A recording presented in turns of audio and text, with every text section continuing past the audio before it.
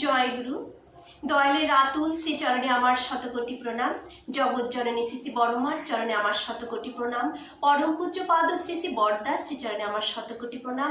পরম পূজ্য পাদ শ্রী শ্রী আচার্য দেবের শ্রী চরণে আমার শতকোটি প্রণাম। আপনাদের সবাইকে আমার আন্তরিক আনন্দিত জয় গুরু।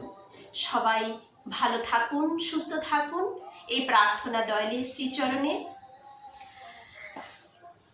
আজকে যে প্রসঙ্গটা আমি আলোচনা করব, আমি ইষ্ট প্রসঙ্গে বইয়ে সেটা পড়েছি। পড়ার পর সাথে সাথে মনে হলো আপনাদের কাছেও আমি শেয়ার করি।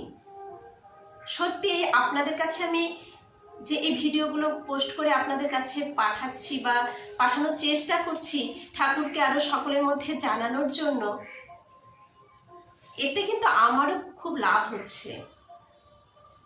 আমিও অনেক কিছু জানতে পারছি বা জানাগুলোই আবার নতুন করে যে রিপিট করছি, এতে কিন্তু আমার সেই অবচেতন মনে সেটা প্রবেশ করছে এবং করাটা মনে হয় একটু একটু হয়ে যাচ্ছে বা একটু একটু ঠাকুরময় হয়ে থাকছি, ঠাকুরের ভাবনায় প্রতিনিয়ত থাকছি, মনটা ঠাকুরেই ব্যক্ত রয়েছে। আপনারাও যদি রোজ এই পাঠগুলো শোনেন, আলোচনাগুলো শোনেন, দেখবেন আপনাদেরও মস্তিষ্কে সর্বদা ওই ঠাকুরের কথাগুলো ঘুরবে। এতে আমাদেরই মঙ্গল। আর আপনাদের কাছে রিকোয়েস্ট এটাই, শুধু মঙ্গলের জন্য ঠাকুর জয়গুরু দেওয়ার কথা বলেছেন। যে জয়গুরু কেন দিতে হয়? জয়গুরুটা দিলে আমার গুরুর জয় জয়াকার হয়, তার শুধু জয়ই হয়। আর আমরা যদি আমার গুরুর জয় করি, সর্বদা তার জয় জয় করে যাই, এতে আমাদের যে কি মঙ্গল, আমাদের জীবনে যে কি প্রভাব পড়ে, সেটা আমরা নিজেরাও কিন্তু কল্পনা করতে পারবো না। তাই যখন আমরা ইষ্ট প্রসঙ্গগুলো শুনছি, আমি বলছি আপনারা সেটা শ্রবণ যে করছেন, এই মাঝখানে কিন্তু ঠাকুর স্বয়ং বিরাজ করেন। আর তখন যদি আমরা একটু কমেন্টের মধ্য দিয়ে একটু জয়গুরু আদান প্রদান করি, তাহলে কিন্তু ঠাকুরের সেই মুহূর্তে জয় হয়ে যায়। আপনারা সেটাও চেষ্টা করবেন, যদি ব্যস্ত না থাকেন, একটু জয়গুরু কমেন্টে লেখার জন্য। ঠাকুর কত কিছুই না বিধান দিয়ে গেছেন। পরম পূজ্যপাদ বরদাও আমাদের কত বিধানই দিয়ে গেছেন। ঠাকুর বলেছেন, বড় খোকা আর আমি হচ্ছি টাকার এপিঠ আর ওপিঠ, মানে একই কথা। একটা টাকার এপিঠ যা ওপিঠটা ভ্যালু কিন্তু একই রইল। 500 টাকা এপিঠ থাকলেও 500 টাকা, ওপিঠে থাকলেও 500 টাকা। তাহলে এখানে ঠাকুর আমাদের বুঝিয়ে দিলেন পরম পূজ্যপাদ বরদার কথা। তিনি আমাদের অনেক বিধান দিয়ে গেছেন, সেই বিধানটাই আজ আমি বলবো। বরদা এক ভাইকে, মানে কর্মীকে বলছিলেন, চতুর্দিকে অনেক মন্দির হচ্ছে, কিন্তু মন্দির করে কি হবে? সারা বিশ্ব জুড়ে ঠাকুরের মন্দির তো আছে, হৃদয় মন্দির যদি ঠিক না হয়, তবে বাইরের মন্দির করে কি হবে? তাহলে এই হৃদয় মন্দিরটা আমাদের আগে তৈরি করতে হবে। এই হৃদয়টা ঠাকুরের আসন করে তুলতে হবে। ঘরের সিংহাসনে কি হবে? আমার হৃদয় মন্দিরে যদি ঠাকুর প্রবেশ করতে না পারে, বসে থাকতেই না পারে, এই হৃদয় মন্দির যদি আমার নোংরা আবর্জনায় ভরে থাকে, তাহলে ঠাকুর কিন্তু আমার মধ্যে থাকবেন না।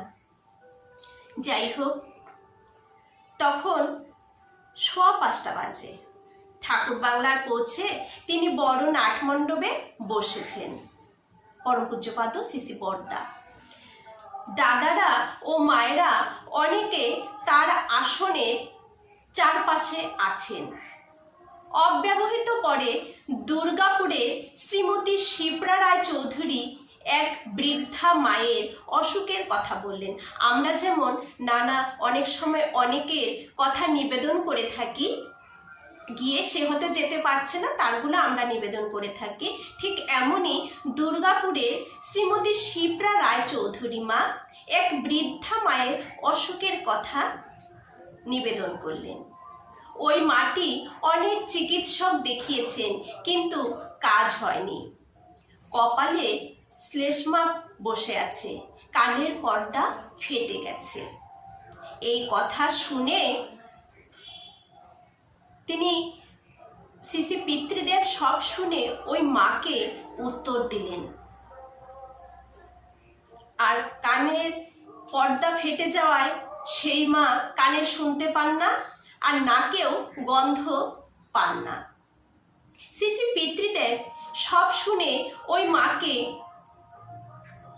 কি বললেন, কি করার কথা বললেন, যে কি করলে ওই মা সুস্থ হয়ে যাবে, কিন্তু বিশ্বাসের সাথে। পিতৃদেব এটাও বললেন, বিশ্বাস রাখতে হবে। যদি আমাকে বিশ্বাস করিস, বিশ্বাস করিস, তাহলে ফল নিশ্চয়ই পাবি। তো শ্রী শ্রী পিতৃদেব বললেন ওই মাকে, সূর্য ওঠার আগে অন্তত 7 দিন, মানে প্রত্যেক দিন রেগুলার 7 দিন, অন্তত 7 দিন অবগাহন স্নান করার নির্দেশ দিলেন।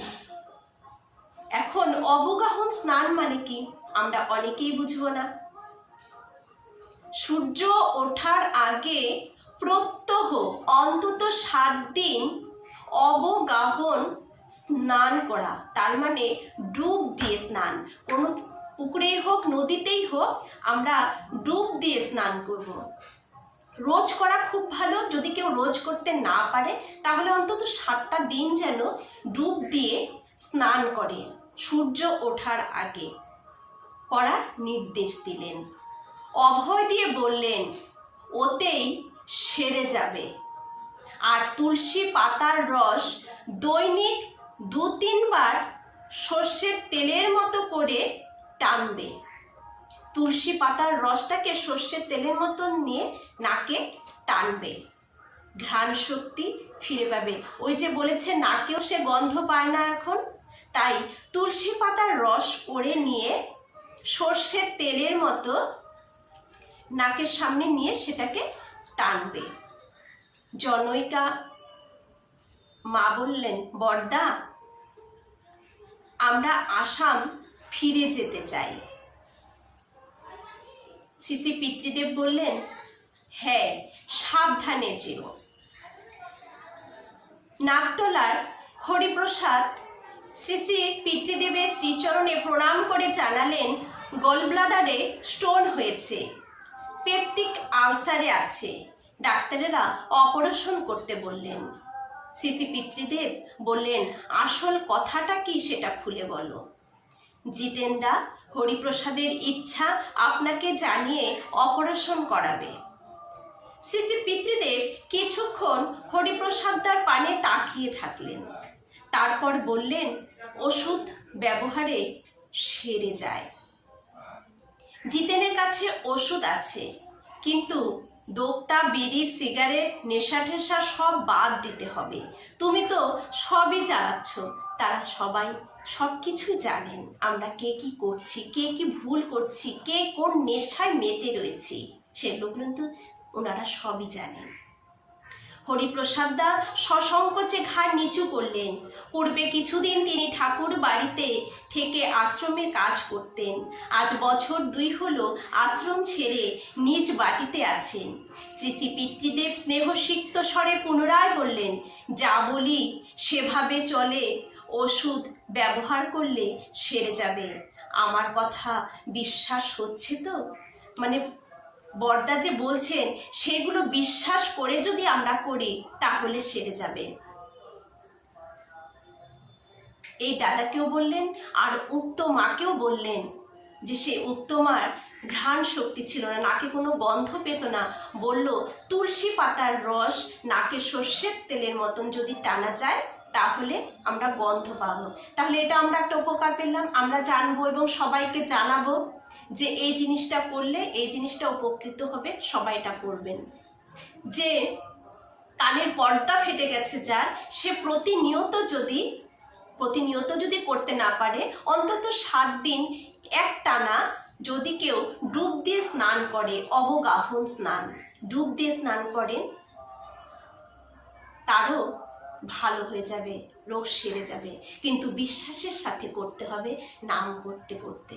সবাই ভালো থাকুন, সবার ইষ্টচ্ছল মঙ্গলময় জীবনে প্রার্থনা করি দয়ালের শ্রীচরণে। এমন নতুন নতুন আরও কিছু ঠাকুরের কথা জানার জন্য আমার পাশে অবশ্যই থাকবেন। তাই নতুন ভিডিওগুলো যাতে আপনাদের কাছে পৌঁছে যায়, আপনারা সাবস্ক্রাইব করে রাখবেন, একটু কমেন্ট করবেন, জয়গুরু সবাই দেবেন। সবার মঙ্গল প্রার্থনা করি দয়ালের শ্রীচরণে। জয়গুরু, বন্দে পুরুষোত্তমম।